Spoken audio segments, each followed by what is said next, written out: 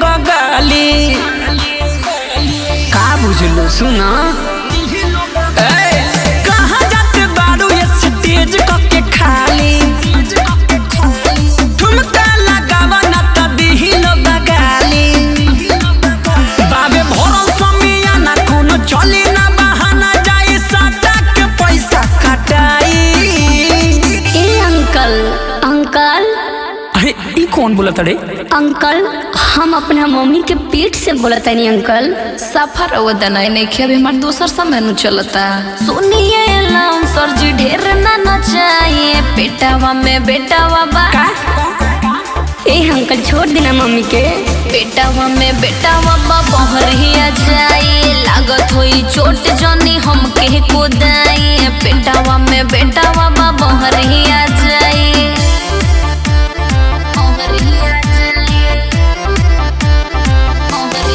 Music by उज्जवल कुमार।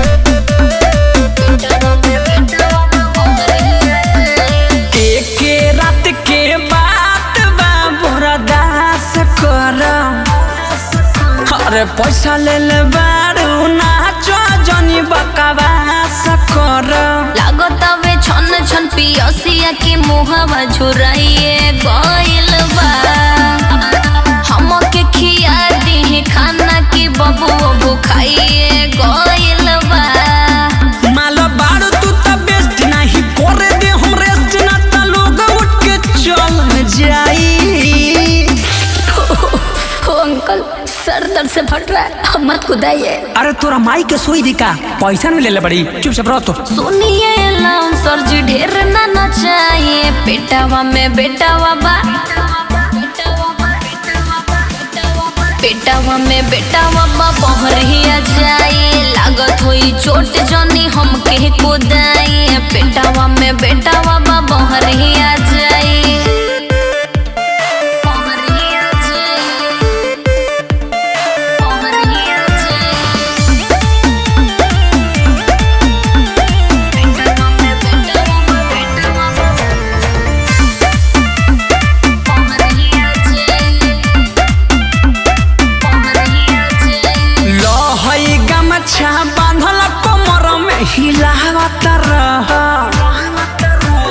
मजा लेवे बेरे ना सोचल तो दरदियो सह नारी के बुझल चारी ससीलाल जान ले बका हो जाई कुछो गड़बड़ तो लइका लिया के देबका कुछ देर औरी रह राहुल रस किस कह शायद जोई है तोहरा पमहाई। ए अंकल अंकल ई सासी अंकल के गाना बायर तक का। हाँ हो तो ए अंकल खुदावा हमरा माई के हम तंका चोट बर्दाश्त करे। सुनिए लाउन सर जी ढेर ना नचाइए पेटावा में बेटावा बा पेटावा में बेटावा बा बहरिया जाई लागत होई चोट जनी हम के कोदाई पेटावा में बेटावा बा बहरिया जाई। गीत संगीत रिकॉर्डिंग स्टूडियो दिल्ली।